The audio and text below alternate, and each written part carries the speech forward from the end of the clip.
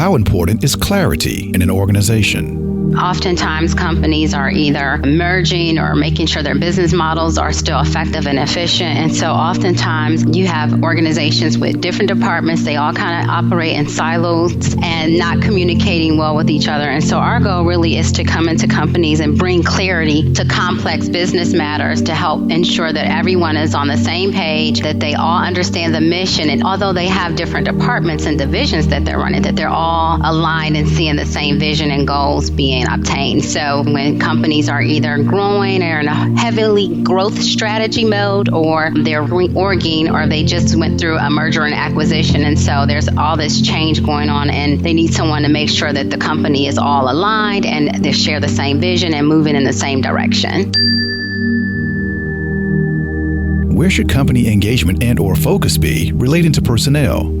Our company has this new tool that we're using, which really focuses on Gallup survey that says that 33% of the workforce right now is engaged. So can you imagine if 33% of your workforce is engaged, then that's about 67% that are disengaged. So if you're constantly focusing on that bottom group, that 33%, then you probably miss out on a lot of productivity, performance, inspiration, motivation, and inspiring other employees. And so our new leadership development protocol focuses on engaging leaders and taking leaders from control and command type leadership style to a collaborative, inclusive leadership style, which is really what millennials love, because they want to be a part of owning the accountability, being a part of their performance plan, being a part of deciding what their performance looks like and what their success looks like. And so if you focus on your top performers, your leaders, then you can get so much more productivity taken care of within your organization. And the best thing about that is that you focus on motivating and inspiring people, and then you get some momentum off of that excitement from those top tier performers that can trickle down to kind of that middle group and hopefully your late laggers as well.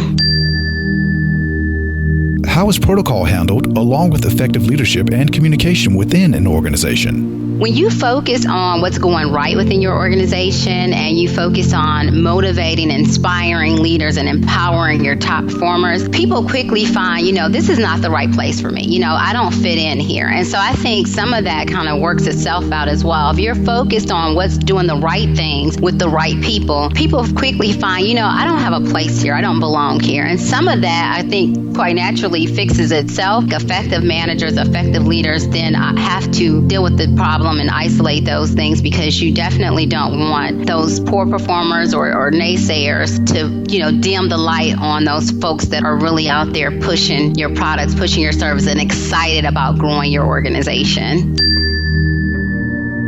How is protocol handled along with effective leadership and communication within an organization? Our coach protocol really walks a leader through that. How you coach, how you facilitate feedback, how you make sure that it's regimented and it's often and it's constant. And not only that you create a trust with your employees and your team that they feel like that's, they can come back and give you that same information back and forth. Because really effective communication, effective leadership should be two-way, right? So it shouldn't be always the leader kind of directing the path and it always coming from the top down. Effective leadership is top down, bottom up. Here we're down with, in the trenches. We have direct relationships with our clients, and we see what's going on with our employees, and we know what's going on, and we want to bubble that back up to the executive team so they understand how their decisions and their vision is being executed and how it's then in turn affecting the employees and affecting your clients and your service delivery. So effective leadership is when you can have it working both ways, up and down, and kind of in between, right? And so that middle management group feels also engaged, that they can also have those conversations and they can push buttons when they need to. So I think it's all about, doing the right thing, empowering your people, having constant, consistent coaching and feedback, and building trust is foundation and pivotal.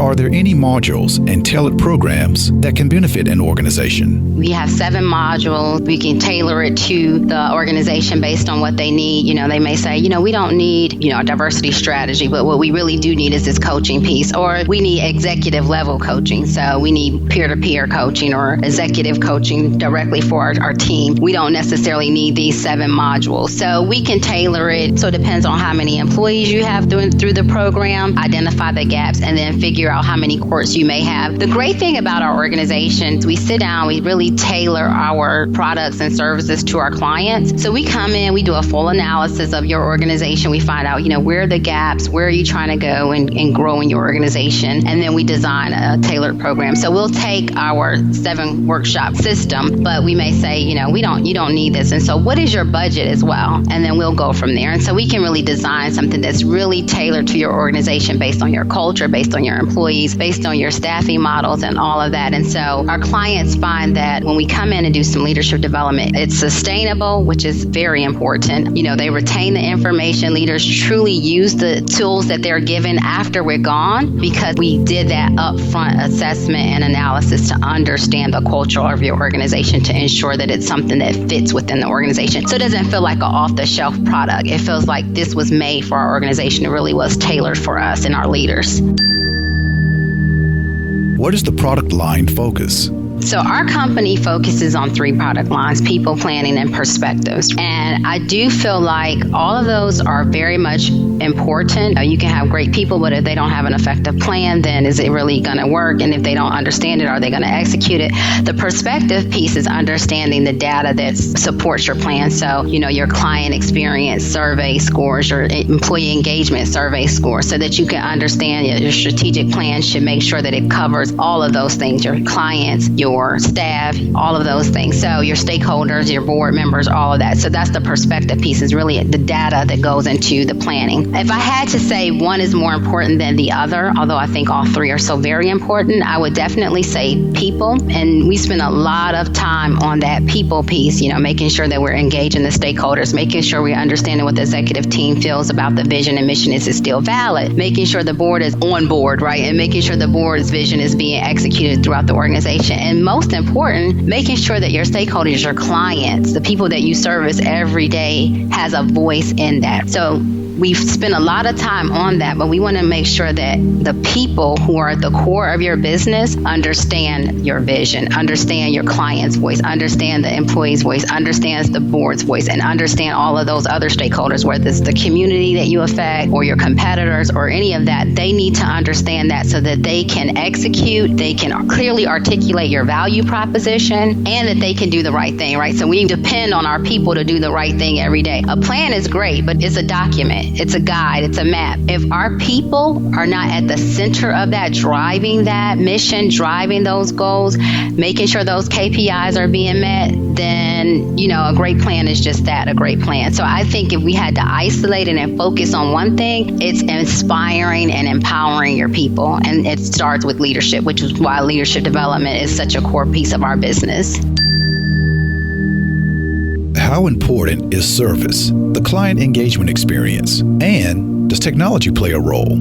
I will tell you right now, people understand that service is everything now. I think we had gotten to a point where service was kind of, it was second nature, if you will. But now you are hearing about the voice of the client engagement, client experience surveys. This data, because we're in such a technology-driven economy and world, and we have access to data, marketing data, client experience data, smart companies know that they can get that data. And they know that if they have that intelligence, it can really help them grow their business, retain clients. And so now I see it much more often than I would say 15 years ago, where people are really saying, no, we want to hear from our clients. That's important to us. And I think what's also driven that is social media. Now we have social media where we can get on Twitter in a moment and say, I'm not happy about this. This service was awful, and so we see it all the time with the different airlines and grocery stores, where people will quickly get on and they can really hurt your brand by just one tweet. And so I think great businesses understand that, and they value their clients' perspective, and they value their clients' feedback, and they want to make it right. So I see it. Client experience, client engagement right now, I think is definitely top of mind for most companies,